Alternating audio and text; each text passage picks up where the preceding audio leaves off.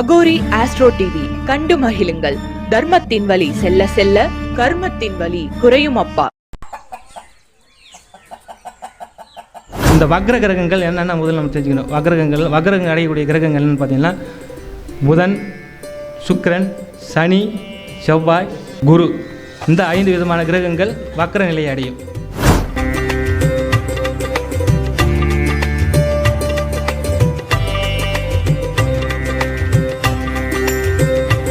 சனி பார்த்திங்கன்னா நம்ம முன் ஜென்மத்தில் நம்ம வேலையாட்களுக்கு சரியான ஊதியத்தை கொடுக்காத அவங்கள மனது புண்படும்படியாக செஞ்சுருப்போம்.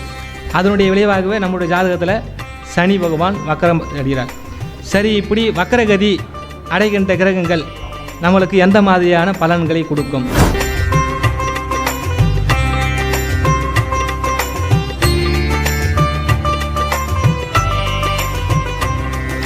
இப்பொழுது முதல் பேச்சாளராக நம்முடைய சங்கத்துடைய நிர்வாகக்குழு உறுப்பினர் கும்மிடிப்பூண்டி சரவணன் அவர்களை வருக என அன்போடு வரவேற்று அவர்களுடைய முதல் உரையை ஆற்றுமாறு நம்ம அன்புடன் கேட்டுக்கொள்கிறோம். அவர்களுடைய கைகளை தட்டுங்க.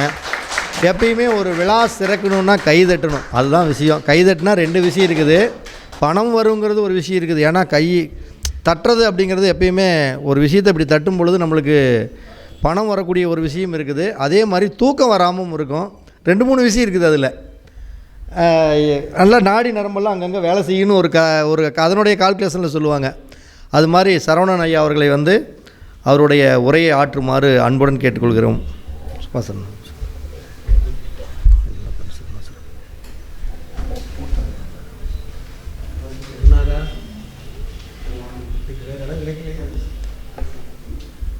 ஓம் சரவணபவ.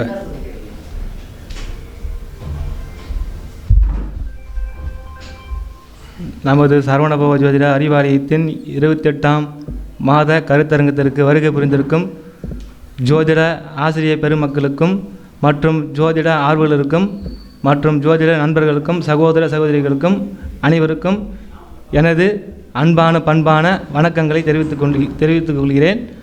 மாதா பிதா குரு தெய்வங்களை வணங்கி நான் இன்று பேசப்போகும் தலைப்பு என்னவென்றால் வக்ர கிரகங்களை பற்றி.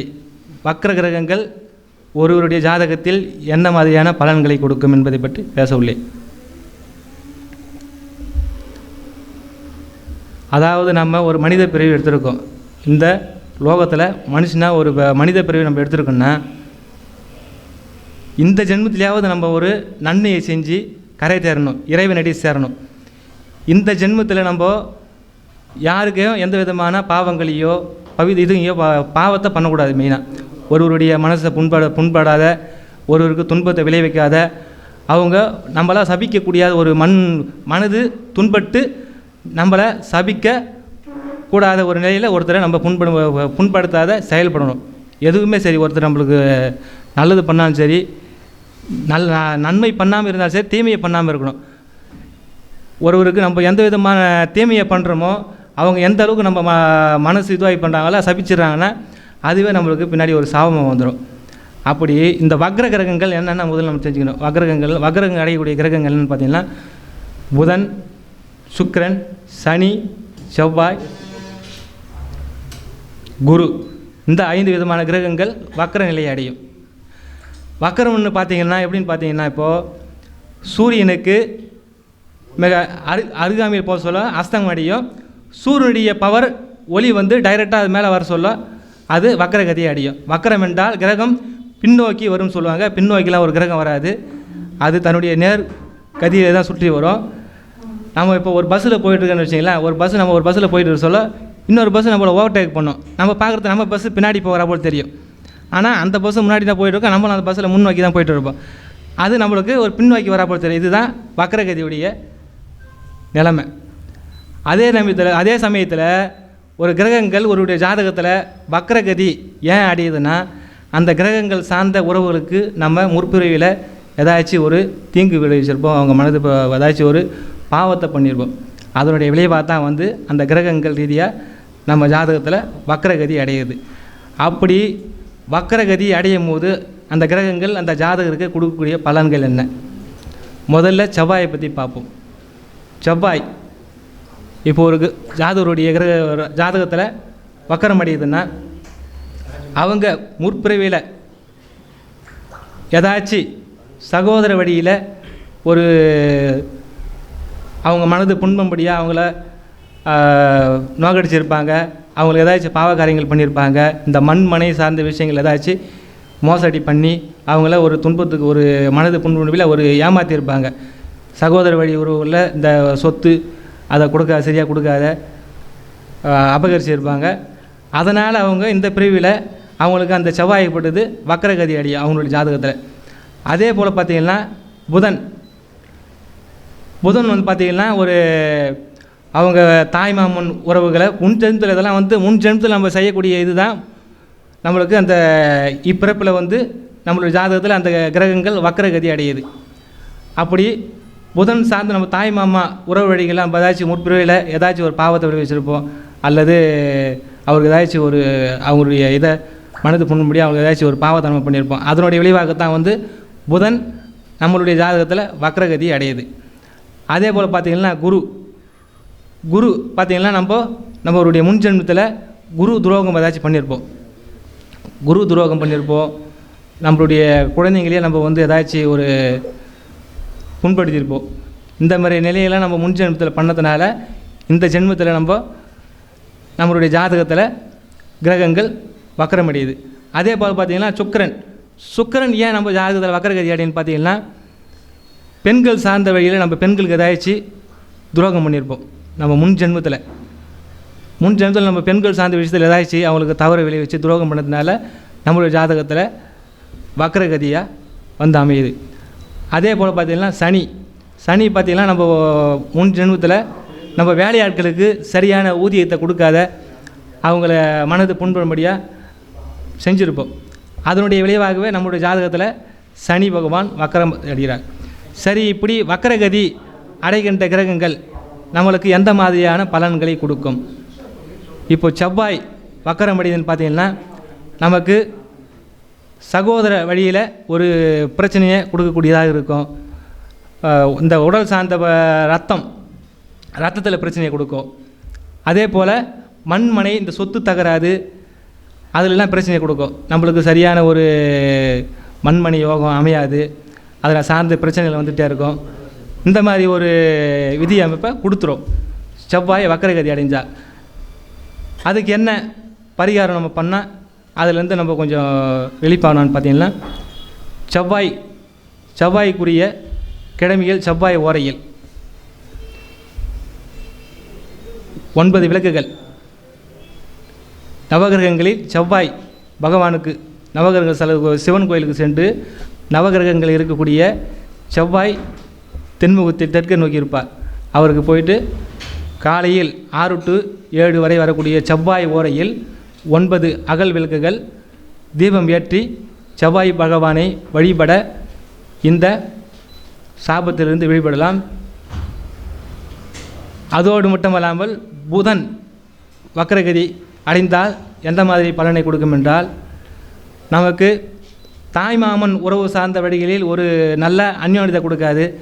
தாய்மாமன் நம்மளுக்கு சரியாக அமைய மாட்டாங்க. அமைஞ்சாலும் நம்மளுக்கு அவர் அன்பு சார்ந்த விஷயத்தில் நம்மளுக்கு பிரச்சனை கொடுக்கும். அவரு கூட ஒரு அந்யோன்யம் இல்லாத இது ஏற்படும். அதே நேரத்தில் பார்த்திங்கன்னா நம்ம படித்தது வேறு ஒன்றா இருக்கும், நம்ம செய்யக்கூடிய தொழில் வேறு மாதிரியாக இருக்கும். நம்ம படிப்புக்கேற்ற தொழில் வேலை வந்து கிடைக்காது. இந்த மாதிரி இதெல்லாம் கிடைச்சிடும். அப்போ அதுக்கு என்ன நம்ம பண்ணணும்னு பார்த்திங்கன்னா, புதன்கிழமை வரக்கூடிய புதன் ஓரையில் நவகிரக கோயில் போதுன்னா தென்கிழக்கு ஈசானிய பகுதியில் புதன் பகவான் இருப்பார். அவருக்கு அந்த புதன் ஓரை வரக்கூடிய புதன்கிழமை 6 to 7 மணி அளவில் சென்று 5 மண் அகல் விளக்குகள் ஏற்றி அவரை வழிபட்டால் அந்த சாபத்திலிருந்து விடுபடலாம். அடுத்தபடியாக பார்த்திங்கன்னா குரு பகவான் நம்மளுடைய ஜாதகத்தில் வக்கரகதி அடைந்தால் என்ன மாதிரி பலன் பார்த்திங்கன்னா, நமக்கு கிடைக்கக்கூடிய குழந்தைகள் ஒரு நல்ல அண்டர்ஸ்டாண்டிங்கில் இருக்க மாட்டாங்க. குழந்தைகளுக்கு நம்மளுக்கு ஏதாச்சும் ஒரு பிரச்சனை வரும். அந்த குழந்தைகள் சார்ந்த ஒரு வழியில் நம்மளுக்கு ஏதாச்சும் ஒரு மனக்கசப்பு வந்துக்கிட்டே இருக்கும். நீ ஏன்டா வந்து பிறந்த, நான் முடிஞ்ச என்ன தான் பாவம் பண்ணணும்னு சிலர் புலம்புவாங்க. அதனுடைய விலை அதுதான் இது. அந்த மாதிரி வழி எழுதி கொடுத்துரும். அதே போல் நம்ம ஏதாச்சும் குரு துரோகம் பண்ணியிருந்தா இந்த மாதிரி விளைவை கொடுக்கும். இப்போ நமக்கு கிடைக்கக்கூடிய குருவுக்கும் நமக்கும் ஒரு அண்டர்ஸ்டாண்டிங் இல்லாத போய்டும். நம்ம என்ன தான் செஞ்சால் கூட குருமார்களுக்கும் நம்மளுக்கும் ஒரு மனக்கசப்பு வந்துகிட்டே இருக்கும். இந்த மாதிரியான சூழ்நிலையை கொடுக்கும். நம்ம பிள்ளைகள் நம்ம குழந்தைகள் சார்ந்த விஷயத்தில் ஒரு மனக்கசப்பை கொடுக்கும். இதுக்கெல்லாம் பரிகாரம் என்னன்னு பார்த்தீங்கன்னா, வியாழக்கிழமை வரக்கூடிய குரு ஓரையில் 6 மணி முதல் 7 மணிக்குள்ளாக நவகிரக ஸ்தலத்து பார்த்தீங்கன்னா வடக்கு முகமாக இருப்பார். நவகிரகத்தில் போய் பார்த்தீங்கன்னா குரு பகவான் அவருக்கு 3 அகல் விளக்குகள் நெய் தீபம் ஏற்றி குரு பகவானை மனதார வழிபட்டால் இந்த சாபத்திலிருந்து விடுபடலாம். அதற்கு அடுத்தபடியாக பார்த்தீங்கன்னா சுக்கிர பகவான் நம்மளுடைய ஜாதகத்தில் வக்கரகதி அடைந்தால் பெண்கள் சார்ந்த விஷயத்தில் நம்மளுக்கு பிரச்சனை வரும். நம்ம மனைவிக்கு நம்மளுக்கு ஒரு அண்டர்ஸ்டாண்டிங் இல்லாத போவோம். நம்ம கட்டி இருக்கக்கூடிய வீட்டில் ஒரு மன நிம்மதி இருக்காது. நம்மளுக்கு இந்த மாதிரி பிரச்சனைலாம் நம்மளுக்கு கொடுக்கும். அப்போ அதுக்கு என்ன பரிகாரம்னு பார்த்தீங்கன்னா, வெள்ளிக்கிழமை சிவன் கோயில் இருக்கக்கூடிய நவகிரக ஸ்தலத்துக்கு சென்று 6 மணியிலிருந்து 7 மணிக்குள் வரக்கூடிய சுக்கிர ஓரையில் 6 மண் அகல் விளக்குகளில் நெய் ஊற்றி தீபம் போட்டு சுக்கிர பகவானை வழிபட்டோமானால் அந்த சாப விமர்சனத்திலிருந்து விடுபடலாம். அடுத்தபடியாக பார்த்தீங்கன்னா சனி பகவான் ஒருவருடைய ஜாதகத்தில் வக்கரகதி நிலை அடைந்தால் எந்த மாதிரியான பிரச்சனைகளை கொடுக்கும்னா, நமக்கு அமையக்கூடிய வேலையாட்கள் சரியாக அமைய மாட்டார்கள். அவர்கள் மூலிமா நம்மளுக்கு ஏதாச்சும் ஒரு பிரச்சனை வந்துக்கிட்டே இருக்கும். அதே போல் பார்த்திங்கன்னா, நம்மளுக்கு செய்யக்கூடிய தொழில் ஒரு நல்ல விதமான தொழிலே அமையாது. மாற்றி நம்ம ஏதாச்சும் தொழிலே பண்ணிகிட்டு இருப்போம். ஏதாச்சும் ஒரு தொழில் நிரந்தரமாக நம்ம பண்ணுவோம்னா நம்மளுக்கு நிரந்தரமாக ஒரு தொழிலை செய்ய முடியாத ஒரு நிலையை வகுத்து கொடுத்துரும் சனி பகவான். இதுதான் இந்த சனி பகவான் நமக்கு வக்கரகதி அடைந்தால் கொடுக்கக்கூடிய. அதுக்கு என்ன பரிகாரம் பார்த்தீங்கன்னா, சனிக்கிழமை வரக்கூடிய சனி ஓரையில் காலை 6 மணிலேருந்து 7 மணிக்குள்ளே வரக்கூடிய சனி ஓரையில் நவகிரக ஸ்தலத்துக்கு சென்று, அதாவது சிவன் கோயிலில் இருக்கக்கூடிய நவகிரக ஸ்தலத்துக்கு சென்றீங்கன்னா மேற்கு நோக்கி சனி பகவான் இருப்பார். அவருக்கு 8 மண் அகல் விளக்குகள் நல்லெண்ணெய் ஊற்றி தீபம் ஏற்றி சனி பகவானை மனதார வழிபாடு செய்தால் அந்த சாப விமோசனத்திலிருந்து விடுபடலாம். இது மட்டும் இல்லாமல் இந்த கிரக உறவுகள் சார்ந்த, இப்போ செவ்வாயின்னு எடுத்துக்கிட்டோம்னா, செவ்வாய் உறவு சார்ந்த நம்ம சகோதரர் அல்லது நம்ம இந்த காவல்துறை அதிகாரிகள், இவங்களுக்கு ஏதாச்சும் ஒரு நம்மளால் முடிஞ்ச கைங்கர் ஏதாச்சும் பண்ணலாம். ஒரு உடை எடுத்து நம்ம சகோதரர்கள் ஒரு உடை எடுத்து கொடுக்கலாம். இப்போ காவல்துறை அதிகாரி எங்கன்னா நம்ம பார்க்கணுன்னா அவங்களுக்கு சாப்பாடு வாங்கி கொடுக்கலாம், தண்ணி வாங்கி கொடுக்கலாம். எங்கேயாச்சும் நம்ம ஒரு டியூட்டிக்கு வராங்கன்னு வச்சிங்களேன், ஒரு செவ்வாய்னா ஒரு 7 பேர்த்துக்கு நம்ம ஒரு 9 பேர்த்துக்கு நம்ம சாப்பாடு வாங்கி கொடுக்குறது, ஒரு தண்ணி வாங்கி கொடுக்குறது, இந்த மாதிரி ஏதாச்சும் பண்ணோம்னா அதிலே நம்மளுக்கு ஒரு சொல்யூஷன் ஏற்படும். அதே போல் பார்த்திங்கன்னா புதன் பகவான் பார்த்திங்கன்னா நம்ம திருநங்கைகளுக்கு ஒரு துணி புடவை இது மாதிரி எடுத்து கொடுக்குறது, அவங்களுக்கு வளையல் அந்த உபகரணங்கள்லாம் அவங்க அலங்காரம் பண்ணிக்கூடிய உபகரணங்கள்லாம் எடுத்து கொடுக்குறது செஞ்சோம்னா நம்மளுக்கு ஒரு அந்த நல்ல விதமான பலனை கொடுக்கக்கூடியதாக இருக்கும்.